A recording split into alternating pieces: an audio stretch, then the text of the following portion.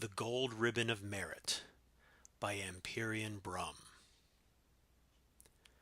In that early springtime morning, pale sunlight flickered behind the morning mist floating through the trees as Templar and Stringpool made their way to the clearing. Neither had been back in High Rock, let alone their favorite woods, for 4 years. The trees had changed very little, even if they had. Stringpool had a handsome blonde mustache now, stiffened and spiked with wax, and Templar seemed to be a completely alien creature to the young lad who searched for adventure in the ancient grove. He was much quieter, as if scarred within as well as without. They each carried their bows and quivers with extra care as they maneuvered their way through the clusters of vine and branch. "This is the path that used to lead to your house, isn't it, old boy?" asked Stringpool. Templar glanced at the overgrowth and nodded before continuing on. "I thought so," said Stringpool and laughed. "I remember it because you used to run down it every time you got a bloody nose. I know I can't offend you, but I have to say, it's hard to believe that you ended up a soldier." "How's your family?" asked Templar. "The same. A bit more pompous, if that's possible. It's obvious they wish I'd come back from the academy, but there's nothing much for me here. At least, not until I collect my inheritance. Did you see I got a gold ribbon of merit in archery?" "How could I miss it?" said Templar. "Oh, yes. I nearly forgot that the families put it in the Great Hall. Very ostentatiously. I suppose you can actually see it through the picture window. Silly, but I hope the peasants are impressed." The clearing opened up before them, where the mist settled on the grass, enveloping it in an opaque, chilly vapor. Burlap targets were arranged around in a semicircle, several meters apart, like sentinels. "You've been practicing," observed Templar. "Well, a bit. I've only been back in town for a few days," said Stringpool with a smile. "My parents said you got here a week ago?" "That's right. My unit's camped a few miles east, and I thought I'd visit the old haunts. A lot's changed. I could hardly recognize anything at all." Templar looked down at the valley below, to the vast, empty, tilled ground, stretching out for miles around. "It looks like a good planting." "My family's rather spread out since yours left. There was some discussion, I think, about keeping your old house up, but it seemed a little sentimental, especially as there was fertile ground beneath."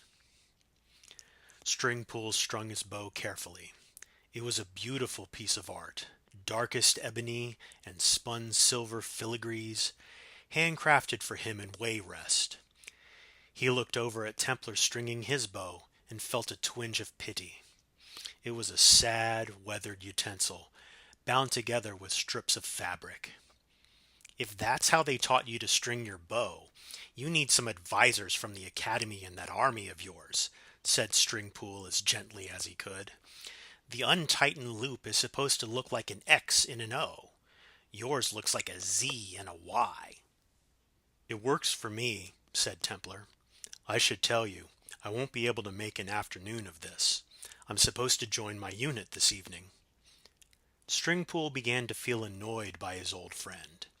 If he was angry about his family losing their land, why couldn't he just say it?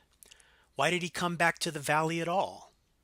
He watched Templar knock his first arrow, taking aim at a target, and coughed. "I'm sorry, but I can't in good faith send you back to the army without a little new wisdom. There are 3 types of draw: 3 fingers, thumb and index, thumb and 2 fingers. Then there's the thumb draw, which I like, but you see," Stringpool showed Templar the small leather loop fastened on the cord of his bow, "you need to have one of these thingies or you'll tear your thumb right off." "I think I like my stupid method best." "Don't be pig-headed, Templar. They didn't give me the gold ribbon of merit for nothing. I had demonstrated shooting from under a shield, standing, sitting, squatting, kneeling, and sitting on horseback. This is practical information I'm imparting for the sake of our friendship, which I, at least, haven't forgotten. Sweet Kennereth, I remember when you were just a oily little squirt, begging for this kind of honest guidance. Templar looked at Stringpool for a moment and lowered his bow. Show me.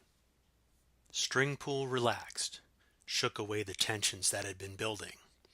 He did his exercise, drawing the bow back to his eyebrow, his mustache, his chest, his earlobe. There are 3 ways of shooting: snatching and releasing in one continuous motion, like the Bosmer do, holding with a short draw and a pause before releasing like the Khajiit, and partial draw, pause, final draw.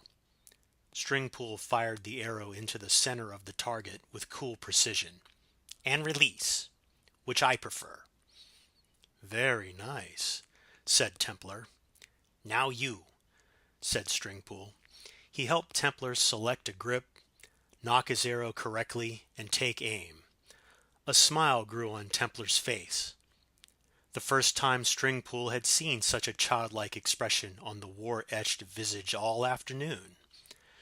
When Templar released the arrow, it rocketed high over the top of the target and into the valley below, where it disappeared from sight. Not bad, said Templar. No, not bad, said Stringpool, feeling friendly once again. If you practice, you should be able to focus your aim a little bit. The 2 shot a few more practice bolts before parting ways. Templar began the long trek east to his unit's camp, and Stringpool wound his way down through the woods to the valley and his family's mansion. He hummed a little tune he learned at the academy as he passed the great lawn and walked up to the front door, pleased with himself for helping his old friend. It entirely escaped his attention that the large picture window was broken. But he noticed right away when he came into the great hall and saw Templar's wild-shot bolt sticking in his gold ribbon of merit.